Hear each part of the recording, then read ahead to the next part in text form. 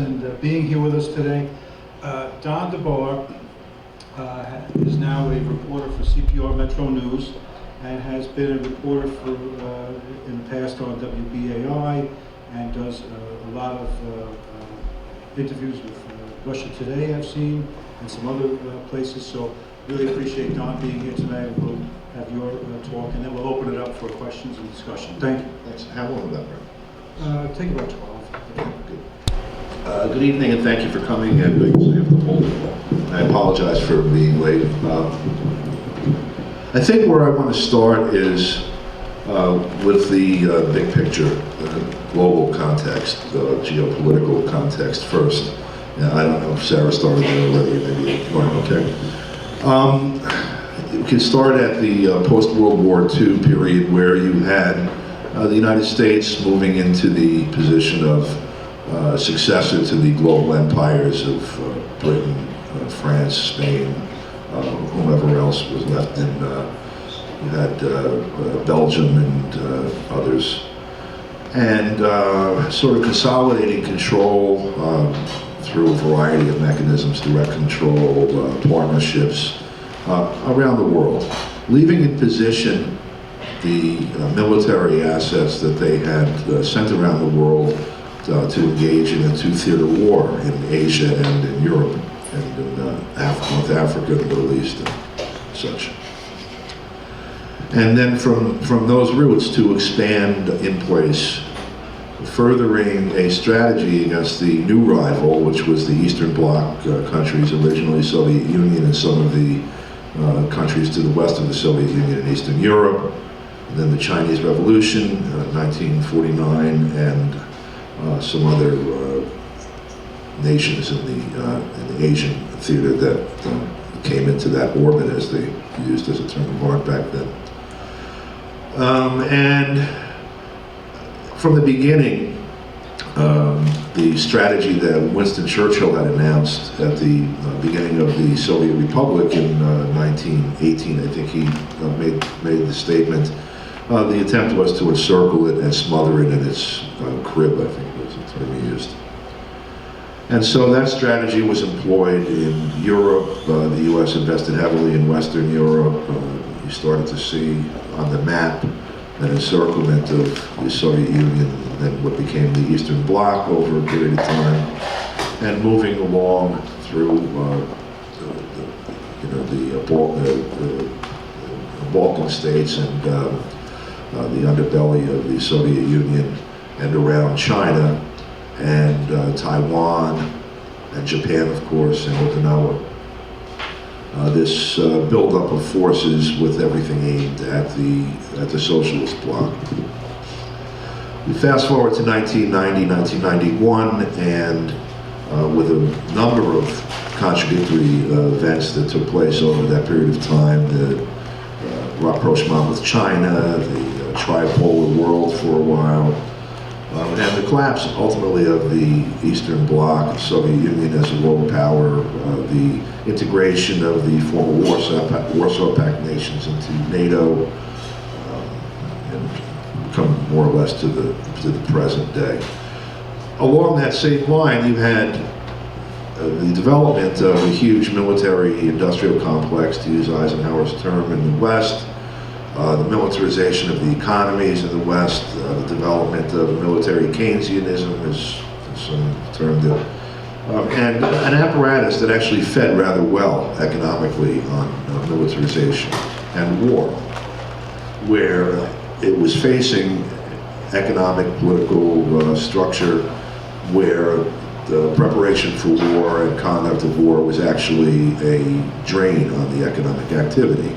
There was no analog in the Soviet economies or in the Chinese economy up until recently for that investment to become productive, to reproduce. It was a sinkhole. We have this superstructure of finance and these casino games that go on where the numbers move from column to column, and that passes for economic activity, so that if you're not buying food and if people are starving and people being thrown out in the streets and people are unemployed, that's not a bad economic condition. my numbers are piling up, the stock market is expanding, whatever, that's a good economic condition. That didn't happen in the Soviet Union. And so, anyway, that's a digression. We come to the point where we are now. Western economies flourished for a while in the 90s. There was expansion into the markets in Eastern Europe to a degree, and into Russia. There was a sweeping up of some parts around the globe where the competition was out of the market and those were picked up. You had the rise of really globalization of the American economy, or the deindustrialization of the American economy, and heavy investment in China and India and some other places around the world. And a huge run up until about 4, 5, 6 years ago now, when the House of Cards collapsed, and suddenly all of the triumphal pronouncements that were made in 1991 kind of fell out of the way, and it started to look like Marx had predicted 100 and some odd years ago. And we're at a point where the Western economies are in a doldrum that they haven't been able to pull out of. And so, opposing that, you have seen a realization among third world countries, among other potential or somewhat industrialized countries, that the model that was offered within this earlier construct, within the imperial construct of development for them, of IMF loans and all kinds of poverty essentially for their people and disempowerment politically, didn't work.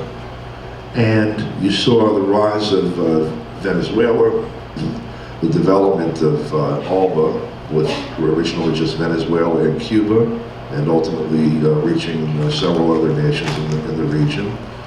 The rise of BRIC and then BRICS, with about half the human population involved, and a huge potential with the bloc involving the industrial and financial power of China, the military power of Russia, the markets of China, India, Brazil, and South Africa, and others opening up, and starting to see the rise of a global competitor again to the imperial construct at exactly the moment that it is in obvious decline.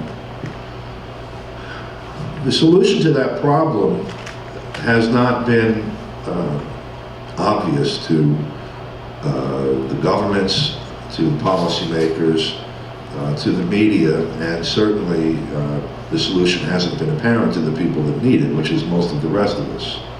The foreclosure rate in the United States, for example, hasn't abated at all.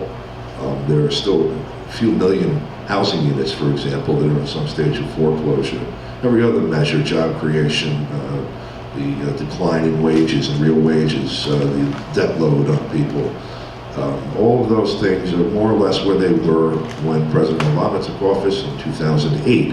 And similar conditions, or more, worse conditions exist when I go from Portugal, Spain, Italy, Greece, throughout Europe, but particularly in Southern Europe. The third world, Africa, and not so much South America at this point, but most of the other colonies of the empire are suffering even worse. And so the rise of this alternative structure happening at a time when the U.S. can't go in and invest in those places, or the Western economies, Wall Street, London, and whomever, can't go in and compete with China, saying, when China comes into Nicaragua and says, we'll build a canal for you. You don't have a bunch of Western companies going in and trying to make a better deal. There basically is no wind left in their balloon.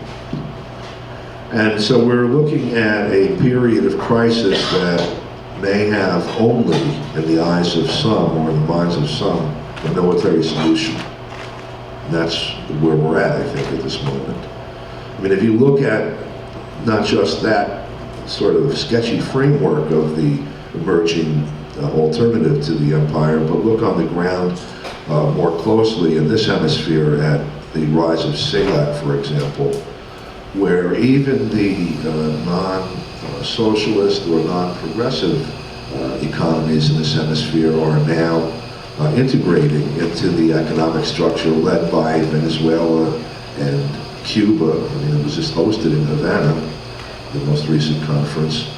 You have countries like Honduras that are required by the needs of their own people to participate on those terms at that level. And that is a model for Africa, despite the loss of Libya and the backing of Libyan government for integration since that country was decimated by NATO. Despite the contradictions that exist in South Africa and Nigeria and the other engines, potential engines of growth in Africa, the actual needs on the ground are so severe in those places that there is going to be a point in time when the people start doing the same thing there that they're doing in Donetsk and other places right now, and that they have already done in a number of countries in Central and South America. If this is obvious to me and to others, it is certainly obvious to the people that make policy here. And so they have to have a response. And they have invested in almost nothing else in the last 50 or 60 years, relatively speaking, but military power and soft power, CIA, whatever the whole apparatus you want to characterize it as. The NGO complex, the entire mechanism of manipulating events, controlling events, and imposing your will on another party. So we're looking 100 years after 1914, where you had two blocs accidentally stumble into a world war, where the United States now has military power up against the borders of Russia everywhere with the exception of Ukraine, Kazakhstan, Mongolia, and China, moving to forward base their troops into Ukraine, and you can bet Kazakhstan will be the next move. And what does it mean? I went to the Soviet Union in 1990, June, I think. I took a train from Leningrad to Warsaw, Poland. This was, months after the fall of the Berlin Wall and the withdrawal of Poland and Czechoslovakia from the Warsaw Pact. And when we took the train from the Soviet Union to Poland, there was a point at the border where the train stopped. You had to get out of the cars. They lifted the cars up off the carriages on a crane and moved it over to another carriage on another track, which had a different gauge. And the reason for that was that they had decided back after World War II that never again would the Germans or anyone else ride into the Soviet Union on a train.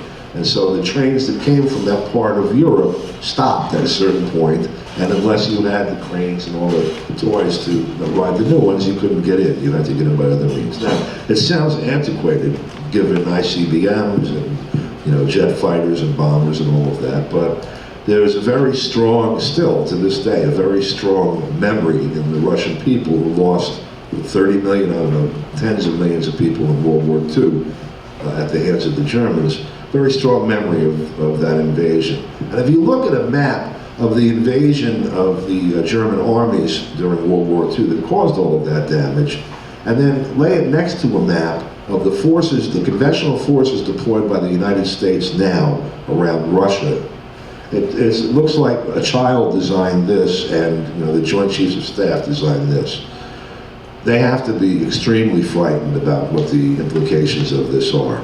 You have, I heard Sarah running down some of the most recent events with the deployment of troops to Poland and request for deployment of troops from the acting government in Ukraine. You've had the installation of troops in Romania and Bulgaria and the three, Latvia, Lithuania, and Estonia, thank you, for years, bases there.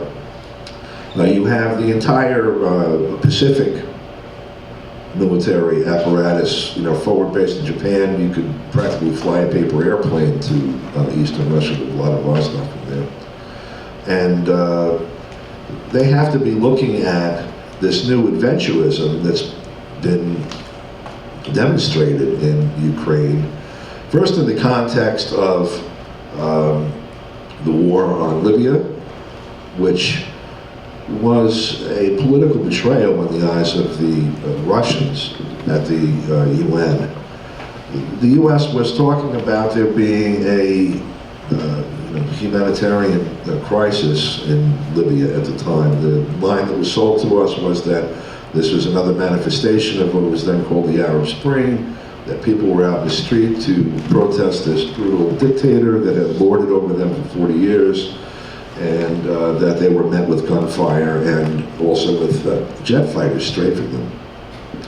And to do away with the jet fighters and to try to equalize the forces on the ground, the United States sought at the Security Council a no-fly zone. The Russians and Chinese sort of said, well, okay, we won't stop you from doing that, just we want to keep an eye on you for that. A number of others, including South Africa, who was sitting on the council at the time, also allowed this to happen. And shortly after, within a week, I think, after the resolution was enacted, the U.S. was bombing Tripoli, bombing Libya, and ended up bombing it for 8.5 months after that. And as they said, they were not involved in a regime change. They decimated the political, military, social infrastructure of the country and ended up presiding over the murder of the guy they held out as the leader, Gaddafi, and gloated over it. We came, he saw it, he's dead. They saw that happen. They heard people talking about, the road to Moscow might be paved through Damascus and Tehran. When you look at a map, it's certainly logical inference. Then the activity in Syria, bringing us to the current condition there, where Russia and China decided, however, to not enable it with sanction of the Security Council, which would make involvement by the United States, direct involvement there, actually illegal under international law. And thus far, they at least have shied away from that, although we came pretty close last August and September with the alleged chemical weapons thing. Oh, wow. I didn't get to my point. I was worried about having 12 minutes. Long story short, this is a very dangerous situation.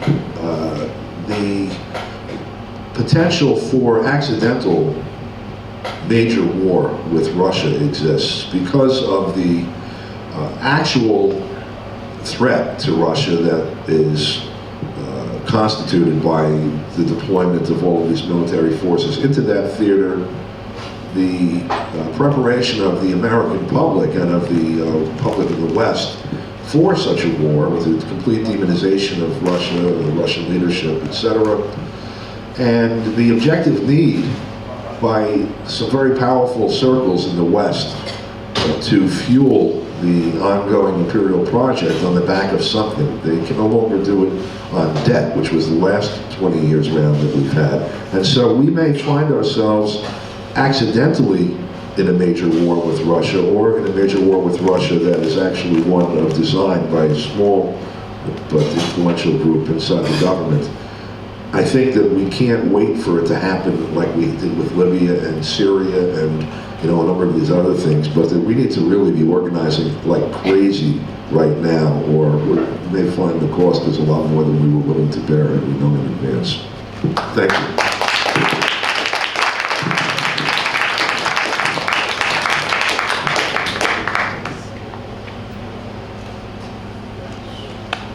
Thanks, Don. Thank you so much. And all the panelists that presented tonight. What Don just shared about, in the broader picture, historically, geographically, everything that was shared up here. Mac had shared about, the experience of being in war, and I know his friend Brian wants to say something. And we're going to get, and basically the way I figured it